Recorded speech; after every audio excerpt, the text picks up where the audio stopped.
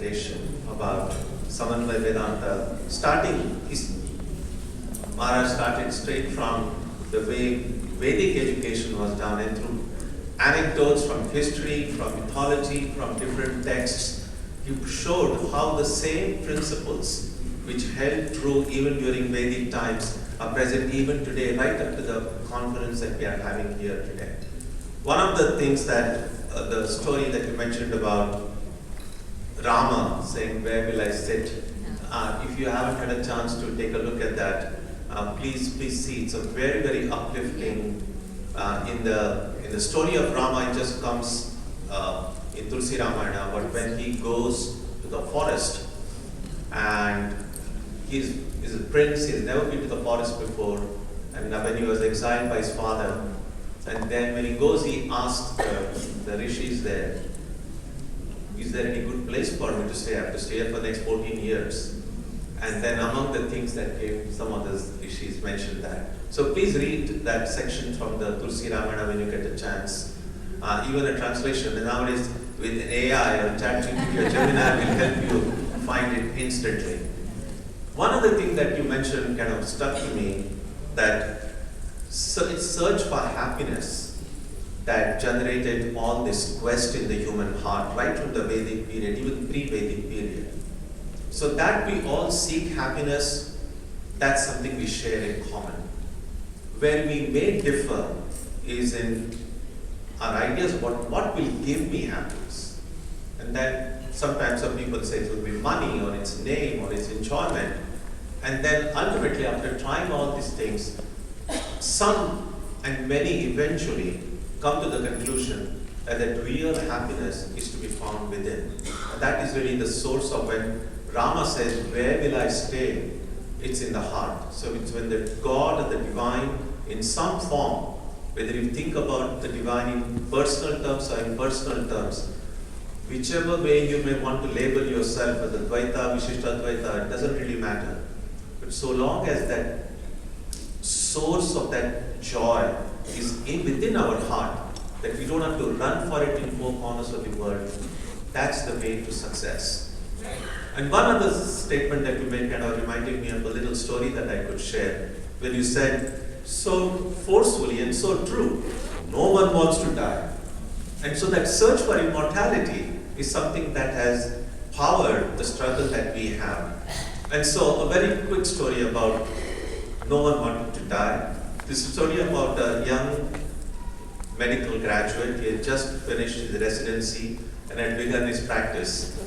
And the very first 1, 2, 3 patients he treated, they died. Not a very auspicious way to start your practice. And of course, the word spread quickly. No one wanted to go to this doctor. And so this doctor was like, what's going to happen to my career? Luckily, he was a religious person, and he had read enough of texts to know that there is someone called Yama, who is a god of death, who takes away these souls of the people after they are dead. So he was wondering, why is Yama, this god of death, taking away all my patients? But then how do you get in touch with Yama? There was no email address or anything like that. And so the only way we can get in touch with these deities is to repeat their name. We do japa, and then we believe that the deity whose mantra we need to repeat, that deity will appear before us. And so he somehow found out what's the Yama mantra is there, and started chanting Yama mantra. Now, there are devotees for Shiva, Vishnu, Shiva, and all. There are no devotees for Yama. And so Yama never gets anybody repeating his mantra. Finally, the message reached him. But there is someone who is repeating my mantra. So Yama was very happy. Finally, at last, after a long tapasya, one devotee. So Yama appeared before him and said, "I'm so happy. Ask whatever you want." And then the young doctor says, "All that I want to know, why are you taking away my patients?" And then Yama said, "Simple. Why do you take these cases where people are going to die? Don't take sick." Then this doctor said, "Well, whenever I take patients, come to me with good faith, I can use my knowledge, my skill to make them better. How am I to know in advance whether they're going to live or not? Yama said, because I'm pleased by your devotion to me, I'll give you a special power. That next time any patient comes to you, or whether you go to see a patient, I will be present there also. But I'll be invisible. Invisible to all except to you. Only you can see me.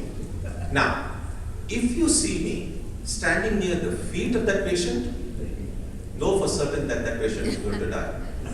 Don't accept that case. Give any excuse. Say you are busy or pass it on to your assistant, but you don't accept the case.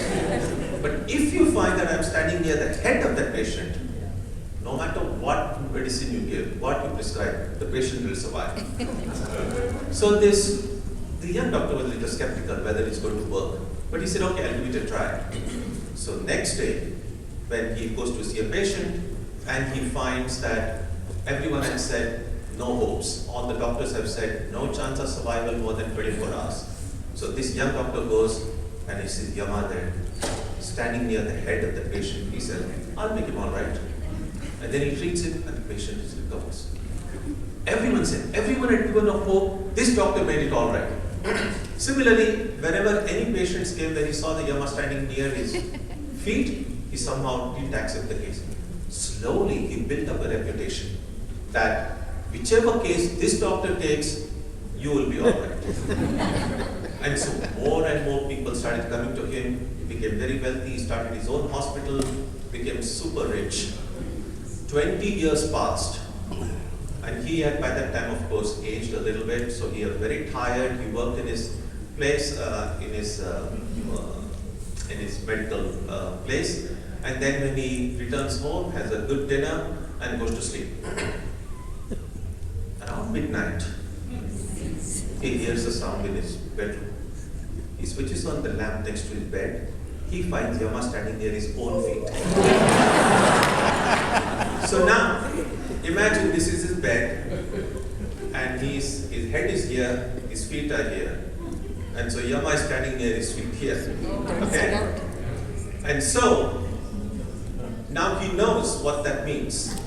So right in that horizontal position, he just goes around. So with the result that Yama is now, the head is here and Yama is standing. So Yama wants to take him, so Yama runs around the bed and goes near his feet. Every time Yama goes near the feet, in that horizontal position, here it comes. They go round and round and round along that bed. For 45 minutes, Yama's head starts to beat. Finally, Yama said, stop, I can't do it anymore. He said, okay, I won't take you. But Yama said, answer this one question. It's humanly, physically impossible to go round in a horizontal position in your bed like that. If you don't believe it, try it out tonight. It's not possible. Yama said, how did you do it? Now this is important. That young man said, 20 years ago, when you gave this great boon to me, I knew one day will come when you will be standing near my own feet. So that's why, since that day 20 years ago, every day before going to work, I practice this for half an hour.